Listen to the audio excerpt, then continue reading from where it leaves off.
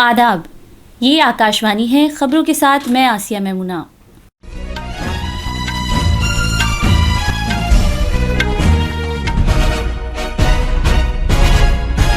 वज़ीर आज़म नरेंद्र मोदी आज शाम भारत मंडपम में मसनूई ज़हानत पर आलमी शराकतदारी सरबराह कॉन्फ्रेंस का इफ्तिताह करेंगे।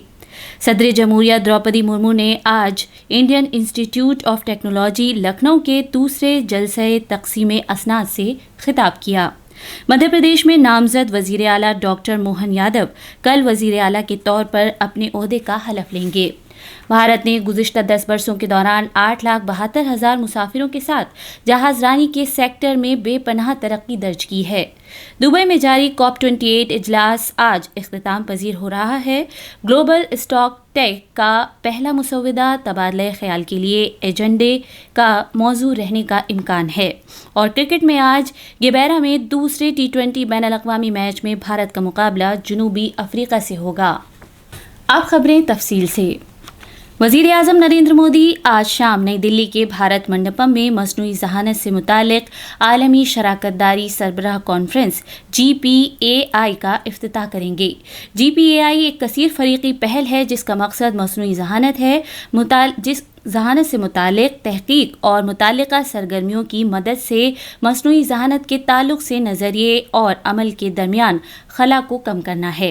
दुनिया भर की मसनूई ज़हानत से मुतालिक सरकर्दा कंपनियां मुख्तलिफ तक़रीबात में शिरकत करेंगी, जिनमें इंटेल, रिलायंस जियो, गूगल, मीटा, पेटीएम और माइक्रोसॉफ्ट शामिल हैं। हमारे नामनिगार ने खबर दी है कि भारत 2024 में GPAI की सदारत करेगा। ये सरबराह कॉन्फ्रेंस इस सिलसिले में एक मुनफरिद मौका फराहम करेगी कि दुनिया मसनूई ज़हानत के बारे में क्या सोच रही है और भारत इस मामले में क्या पेशरफ्त कर रहा है। 15 मेंबरान के साथ जून 2020 में इसका आगाज़ किया गया और आज GPAI में 28 मेंबर मुल्क और यूरोपीय यूनियन शामिल हैं। 3 रोज़ा सरबराह कॉन्फ्रेंस के दौरान मसनूई ज़हानत और आलमी सेहत, तालीम और हुनरमंदी, मसनूई ज़हानत और डेटा तैयार करने जैसे मुख्तलिफ मौज़ूआत पर कई इजलास मुनक़िद किए जाएंगे। इस सरबराह कॉन्फ्रेंस में मसनूई ज़हानत से मुतालिक 50 से ज़्यादा माहिरीन और मुख्तलिफ मुल्कों से 150 से ज़्यादा मुकर्रिरीन शिरकत कर रहे हैं। इसके अलावा युवा पहल के तहत जीतने वाले तलबा और स्टार्टअप्स भी मसनूई ज़हानत के अपने मॉडल्स की नुमाइश करेंगे। सदर जमहूरिया द्रौपदी मुर्मू ने कहा है कि मसनूई ज़हानत पर मबनी कोर्सेज मुआशरे के आने वाले चैलेंजों के लिए हल फराहम करेंगे। आज लखनऊ में Indian institute of information technology के दूसरे जलसे तक़सीम असनाद से खिताब करते हुए सदर जमहूरिया ने खुशी का इजहार किया कि Indian institute of technology Lucknow ने पहली मरतबा डिजिटल तौर पर MBA प्रोग्राम शुरू किया है। तलबा को मुबारकबाद देते हुए मोहतरमा मुर्मू ने कहा कि मुल्क की तरक्की और 2047 तक भारत को एक तरक्की याफ्ता मुल्क बनाने के लिए काम करना उन पर फर्ज है और ये उनकी जिम्मेदारी है। मध्य प्रदेश में नामजद वज़ीर आला डॉक्टर मोहन यादव कल वज़ीर आला के तौर पर अपने ओहदे का हलफ लेंगे। वज़ीर आज़म नरेंद्र मोदी और BJP के दीगर सीनियर रहनुमा हलफ बर्दारी की तकरीब में शिरकत करेंगे। जनाब मोदी कल दिन में 11 बजे भोपाल पहुंचेंगे। इत्तलात के मुताबिक हलफ बर्दारी की तकरीब भोपाल के मोतीलाल नेहरू स्टेडियम में दिन में 11:30 बजे मुनक़िद की जाएगी। मरकजी वज़ीर दाखिला अमित शाह, BJP सदर JP नड्डा और उत्तर प्रदेश के वज़ीर आला योगी आदित्यनाथ हलफ बर्दारी तकरीब में शिरकत करेंगे। BJP कानून साज पार्टी का लीडर मुंतखब होने के बाद डॉक्टर मोहन यादव कल राजभवन पहुंचे और गवर्नर मंगू भाई पटेल से मुलाकात करके हुकूमत तश्कील करने का दावा पेश किया। ये खबरें आकाशवाणी से नश्र की जा रही हैं। वज़ीर आज़म नरेंद्र मोदी ने कहा है कि दफ़ा 370 और 35A से मुतालिक सुप्रीम कोर्ट के फैसले ने आईनी इंज़माम और तकमील में इजाफा किया है। उन्होंने जोर देकर कहा कि इस फैसले ने एक भारत श्रेष्ठ भारत के जज्बे को मुस्तहकम किया है। वज़ीर आज़म नरेंद्र मोदी ने अपने ब्लॉग पर एक मजमून में कहा कि सुप्रीम कोर्ट ने दफ़ा 370 और 35A की मनसूखी पर एक तारीखी फैसला दिया है। انہوں نے کہا کہ کورٹ نے بھارت کی سالمیت اور اقتدار اعلیٰ کو برقرار رکھا۔ جموں کشمیر کی خوبصورتی کو اجاگر کرتے ہوئے وزیر اعظم نے کہا کہ جموں کشمیر اور لداخ کے خوبصورت اور مسحور کن مناظر، پرسکون وادیاں اور شاندار پہاڑوں نے شاعروں، فنکاروں اور مہم جوئی کرنے والے افراد کو اپنی طرف متوجہ کیا ہے۔ انہوں نے مزید کہا کہ کشمیر ایک ایسی جگہ ہے جہاں عظمتیں غیر معمولی طور پر ملتی ہیں، لیکن گزشتہ 7 دہائیوں سے ان مقامات میں تشدد اور عدم استحکام کی شکل میں بدترین حالات کا مشاہدہ کیا ہے۔ وزیر اعظم نے کہا کہ مجھے اپنی زندگی کے اوائل سے ہی جموں و کشمیر تحریک سے منسلک ہونے کا موقع ملا۔ انہوں نے کہا کہ میں ایک ایسے نظریاتی فریم ورک سے تعلق رکھتا ہوں جہاں جموں و کشمیر محض ایک سیاسی معاملہ نہیں تھا، بلکہ یہ معاشرے کی امنگوں کو پورا کرنے والا تھا۔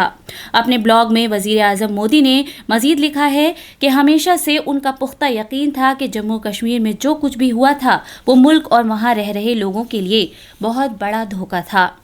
پارلیمنٹ نے جموں کشمیر ریزرویشن بل 2023 اور جموں کشمیر تنظیم نو ترمیمی بل 2023 کو پاس کر دیا ہے۔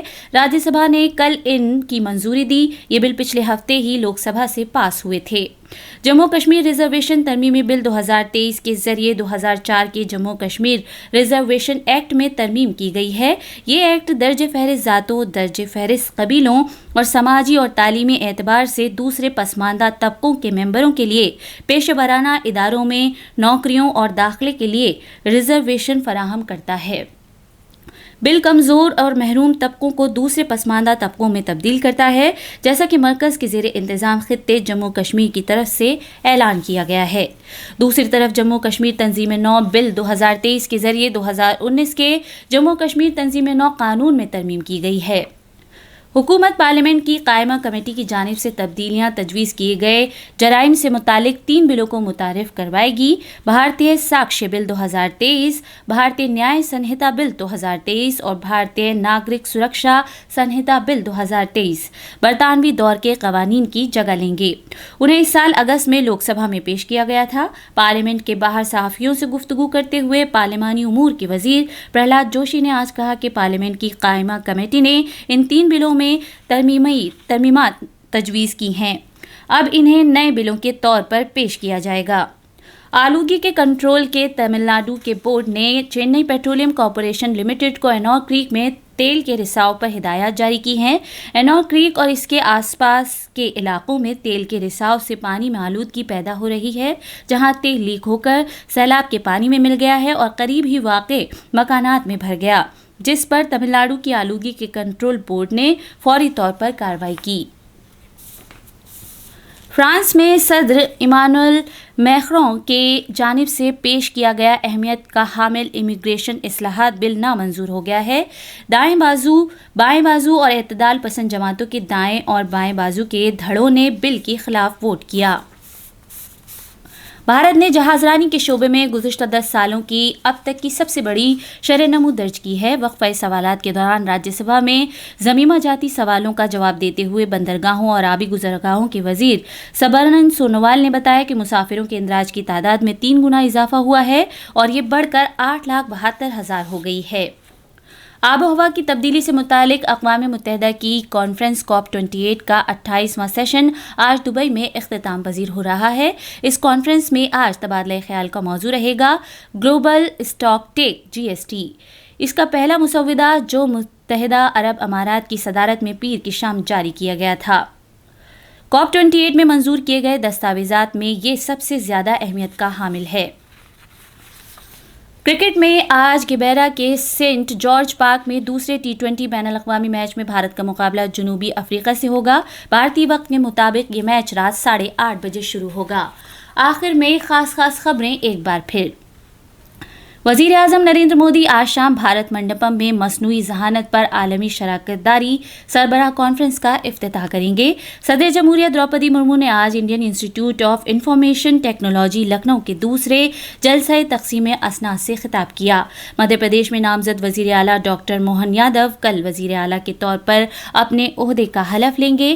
بھارت نے گزشتہ 10 برسوں کے دوران 8,72,000 مسافروں کے ساتھ جہاز رانی کے سیکٹر میں بے پناہ ترقی درج کی ہے۔ دبئی میں جاری COP28 اجلاس آج اختتام پذیر ہو رہا ہے۔ اسی کے ساتھ خبروں کا یہ بلیٹن ختم ہوا۔